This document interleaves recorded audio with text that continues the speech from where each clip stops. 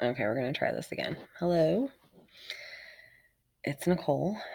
This is my third video now. We're going to talk about separation. This is the bulk of a twin flame relationship, is the runner chaser stage, the separation, the spiritual growth. All of this is the meat of a twin flame relationship. I apologize for the glare off my glasses. I can't see without them, and I can't wear my contacts right now, so I'm going to try not to focus on them. I hope you don't either. I apologize in advance. So I'm going to tell you about my twins' separation stage. What happened when the bubble finally burst? Because ours is different than most people. We stayed together. We maintained a romantic relationship through this separation stage that we experienced, and I'm going to talk about that because it's different than what I have found. Nobody talks about this, doing it this way. So it's been a little difficult for me looking for information relating to how we have gone through this. I've had to kind of take basic twin flame knowledge that I found online and try to adjust it to what our relationship has been like. So I'm going to explain it to you. So 3 months in, after this amazing bubble stage, everything stopped. At the time when we met, I was a single mother of 3. I have a 15, 10, and 11-year-old. I am a nurse. I worked 50 to 60 hours a week to take care of the bills. I had my own place, my own car. I took care of everything on my own. I was also a very bad alcoholic. I drank vodka like it was water, a half a bottle to a full bottle a day, 22, 27 shots at a time. And this is how I lived my life every single day.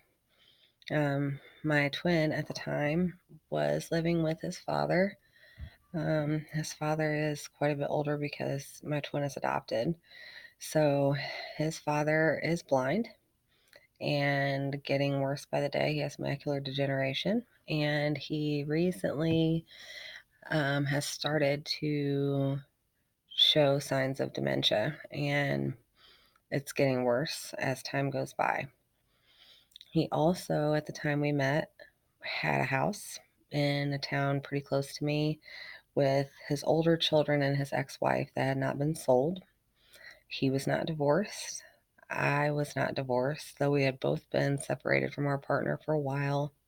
He was living in his father's home, and me and my ex-husband had been separated for 4 or 5 years, I believe, at that point. So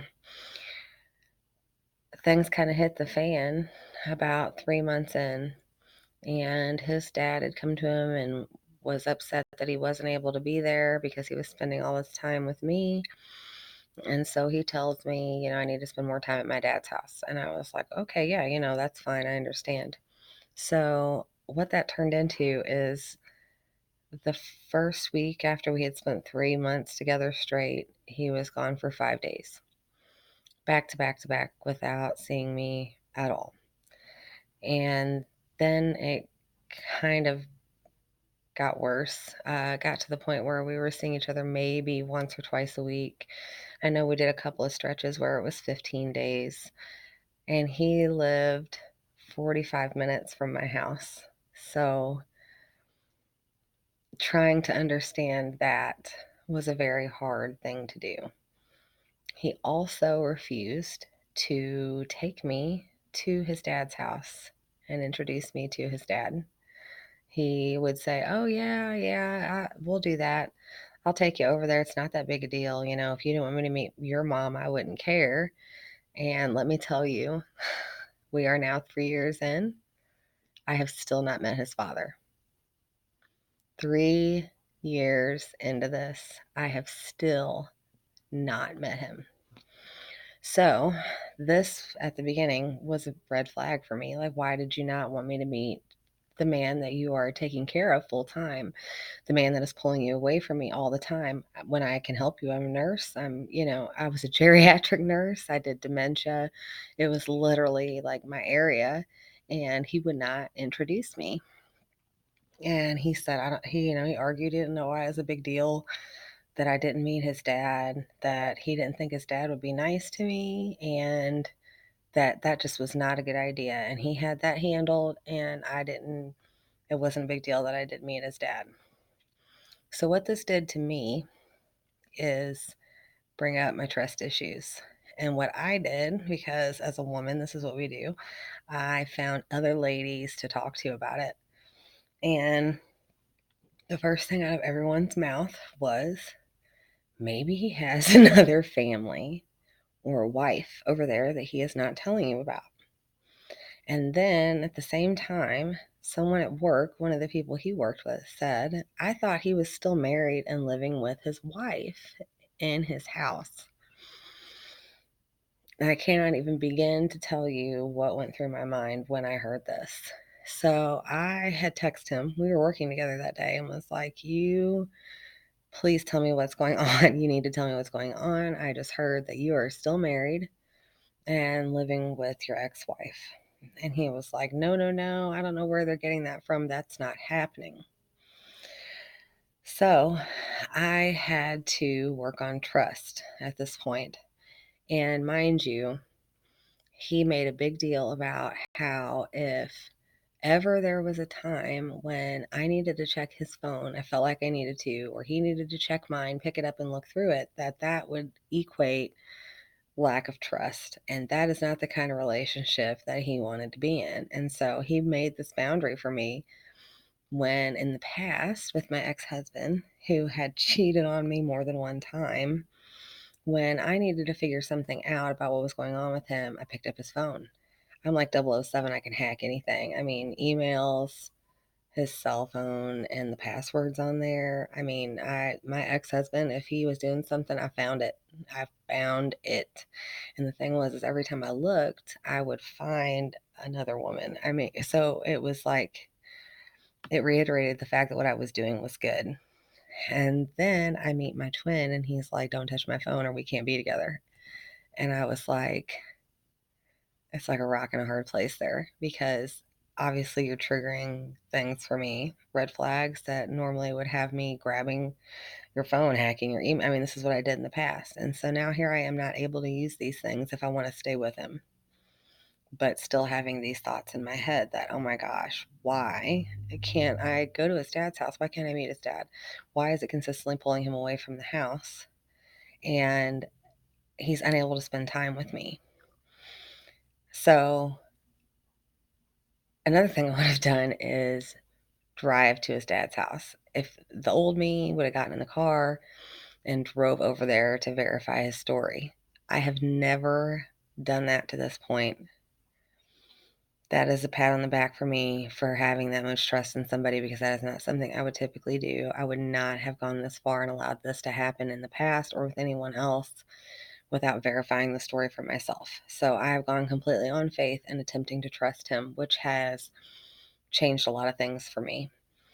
And I've realized it's not about me trusting him anymore. It's about me trusting my choice in him as a partner, and realizing that even if I took the time to look through his phone, drive over there and shove myself in his dad's face, or look for the wife and kids that people are saying are there, it doesn't change anything. If it's happening, it's happening.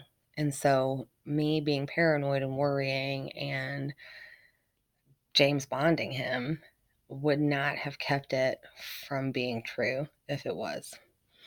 So I had to let it go, which that is one of the hardest things I think I've ever done in my life, is to trust a man for what he says he's doing, and to trust myself enough to not double check and go back and look and see what's really going on. Even to this point, even though I've still not met his father, I have not done that, regardless of what I have been through in the past, which is a whole lot. So, anyways, after this, the dad thing starts. And then a couple months later, this house that he is sharing with his ex-wife needs to be sold, and things need to be fixed and painted and gotten ready to get rid of this house. So then he can't see me because of his dad, and because he has this house to work on all the time. He's over there all the time. He's painting, he's fixing stuff, he's packing for everyone, not just himself, but everybody in the house, including grown children and his ex-wife, while nobody helps him, he's over there doing it on his own. That's amazing to me.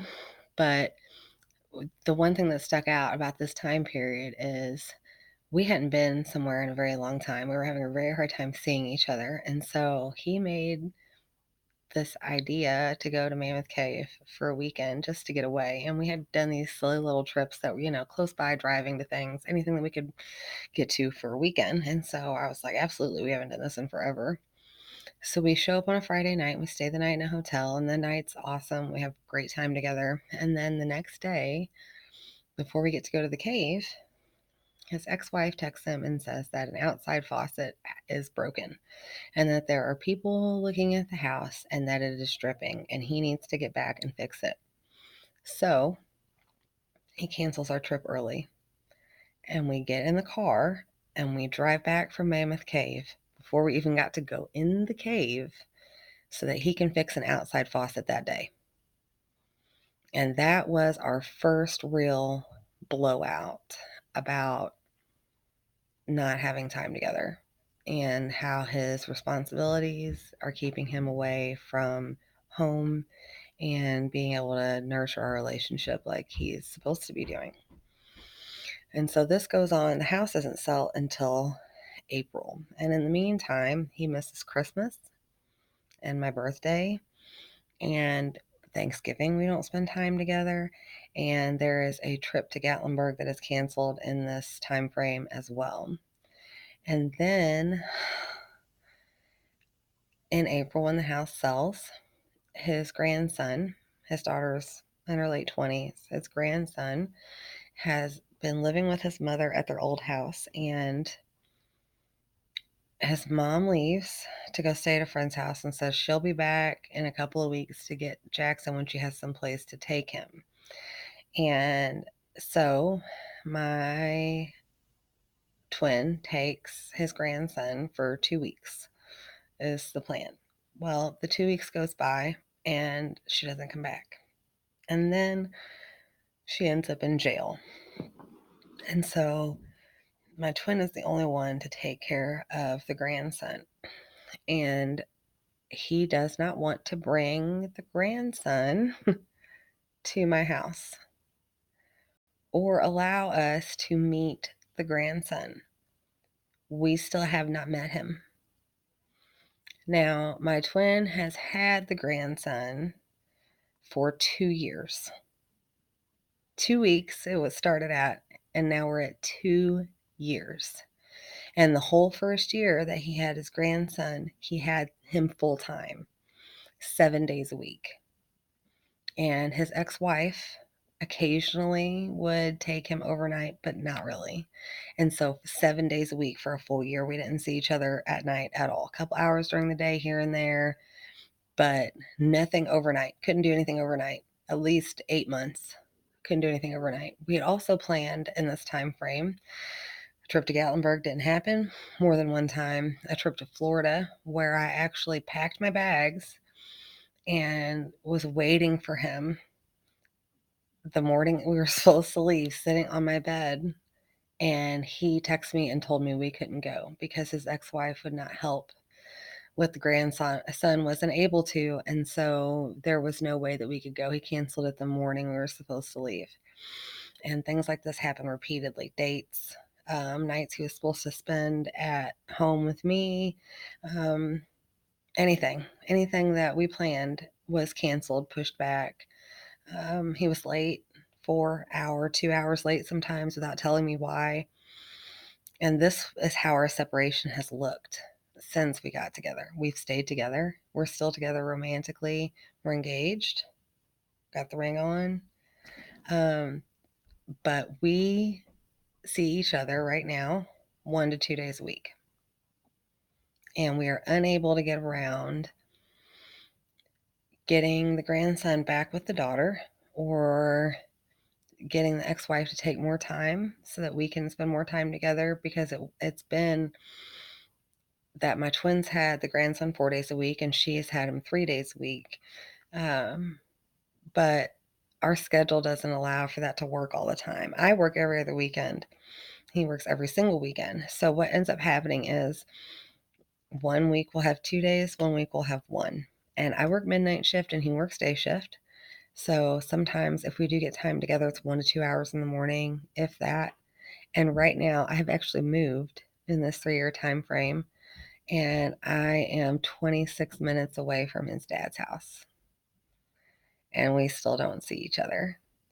We have canceled the wedding 3 times. We have canceled 2 honeymoon cruises.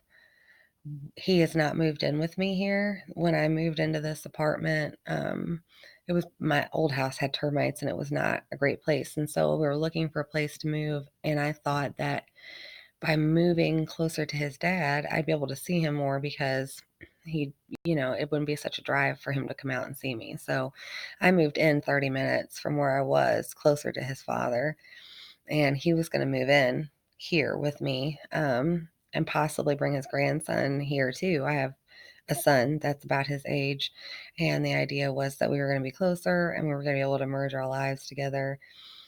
And I've lived here a year now. He brought over 2 bags of clothes in the time that we've been here. I unpacked the first bag. The second bag is sitting on the floor of the closet and has not been unpacked. So I'm guessing it's stuff that he just doesn't wear. We have discussed getting a phone plan together. We have discussed buying cars together. We've discussed having a baby. We've discussed getting a bank account together.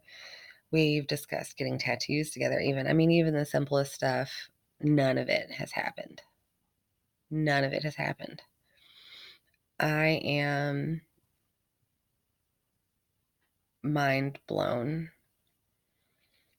some days at how hard this is when it shouldn't be. It shouldn't be like this. It just doesn't make any sense to me. The blocks that him and I have in our relationship that keep us from being together full time and being able to nurture and grow our relationship and have a future like we want to, we just cannot get it together. It is the same place it has been for the last 3 years, with the exception of I have grown spiritually a lot. I've learned a lot of lessons about my time alone without him, about trust, about understanding my worth, um, about being alone and being okay, about taking care of myself above other people, um, things that I never did before. I cared for people to the point that I gave everything away and had nothing left for myself. And I'm learning still. I I've learned in the past couple of days a few lessons, having a conversation with my daughter. Things with me and my twin have gotten exponentially worse lately. He has come upon his spiritual awakening and he's moving through his dark night, and things have hit the fan. Everything that can possibly go wrong has gone wrong.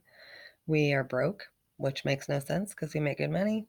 Um, we were supposed to get married July 31st. That was canceled. I had a cruise. The last payment was due the 19th of this month. That's been canceled.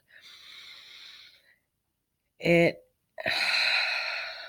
how to describe this, I don't even know sometimes. We've gotten to the point that every time we get together, we trigger each other and we fight. Every time we are together now, I think we have gotten to the end of the ability to continue to wait on fixing these things and moving forward as a couple and making decisions together and working as a team. We have come to the end of that time and we are being pushed to fix things. And it has put a humongous strain on our relationship because these issues seem impossible sometimes, and there is no reason why they should be. But it's about choosing happiness, which is not something either one of us has ever been able to do, or put ourselves first, or see our worth outside of doing things for other people. And that's why we're stuck where we're at.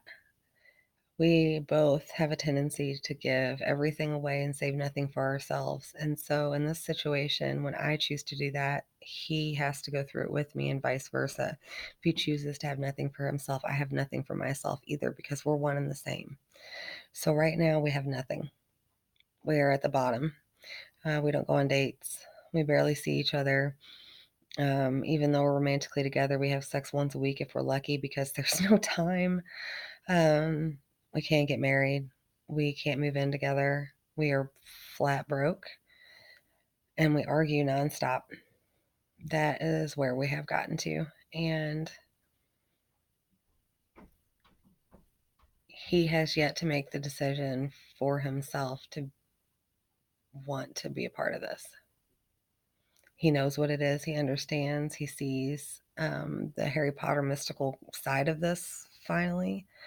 And he has no clue how to let go of his internal programming and try something new. He's afraid, I think, of what might happen or what people might think of him if he chooses to put his effort into us and our relationship and making our life good. His whole goal is to make sure everybody else is successful and happy except him. And so it includes me. I am not successful nor am I happy either.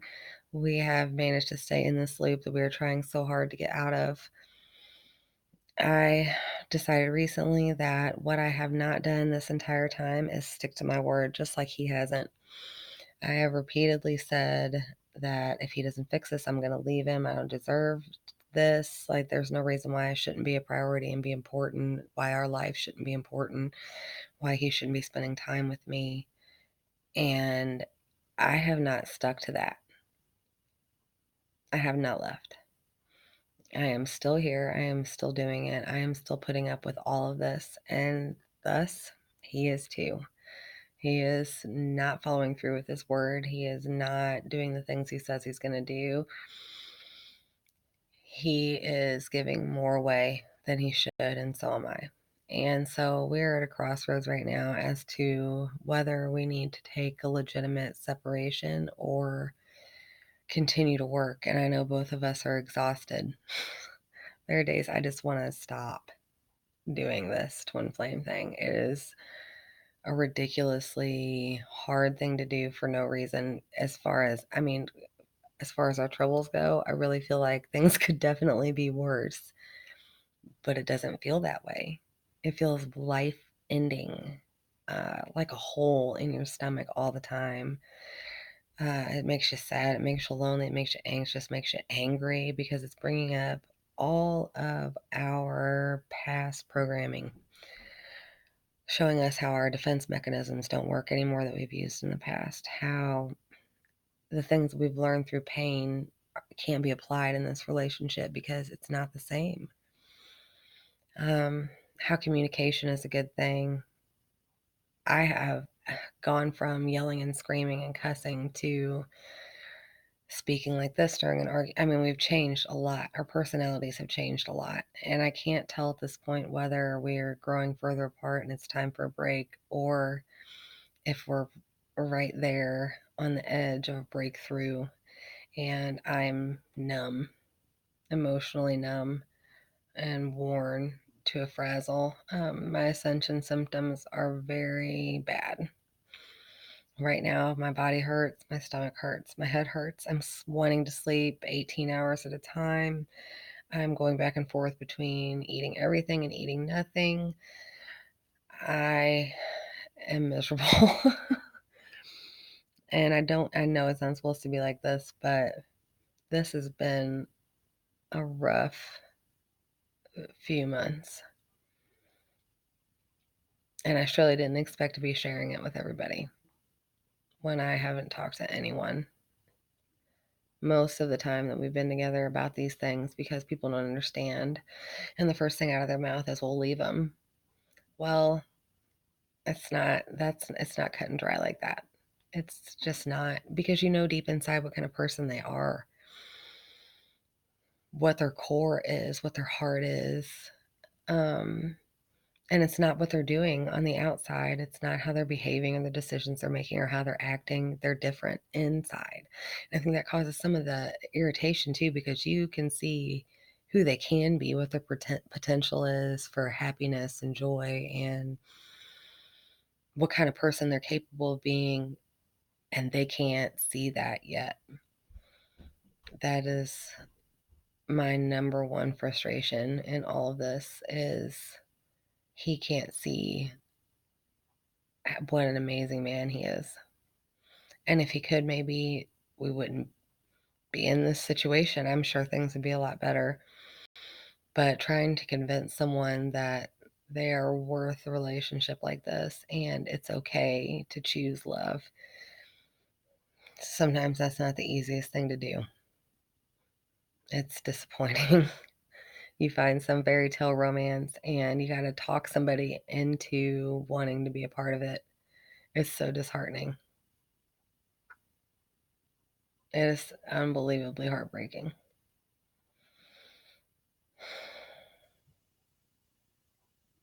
Pray for me. Pray for me. I'll pray for you. There's a plan here, isn't there? And all the good and the bad. We just gotta keep moving, keep pushing, keep working.